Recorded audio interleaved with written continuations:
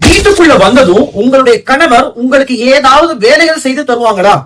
கண்டிப்பாக பெண்கள் தங்களிடம் கேட்கப்பட வேண்டும் என நினைக்கக்கூடிய பல கேள்விகள்ல இதுவும் ஒரு கேள்வியாக இருக்கும். நபி ஸல்லல்லாஹு அலைஹி வஸல்லம் அவங்க தன்னுடைய மனைவியுடைய வீடு ஹஜ்ரத் ஆயிஷா ரலியல்லாஹு அன்ஹா அவங்க வீட்டுக்குள்ள வந்தா எப்படி இருப்பாங்க தெரியுமா? ஹஜ்ரத் ஆயிஷா அவர்களே சொல்றாங்க, நபி அவர்கள் வீட்டுக்குள்ள வந்தா சாதாரண நபராகத்தான் இருப்பாங்க. நான் ஒரு பெரிய ஆள், நான் ஒரு பெரிய இறை தூதர் என்பது போலலாம் இருக்க மாட்டாங்க. சாதாரண நபராகத்தான் இருப்பாங்க. ஆடைகளை தைப்பாங்க, ஆட்டிலிருந்து பால் கறந்து தருவாங்க, பிஞ்சு போன செருப்புகளை தைப்பாங்க.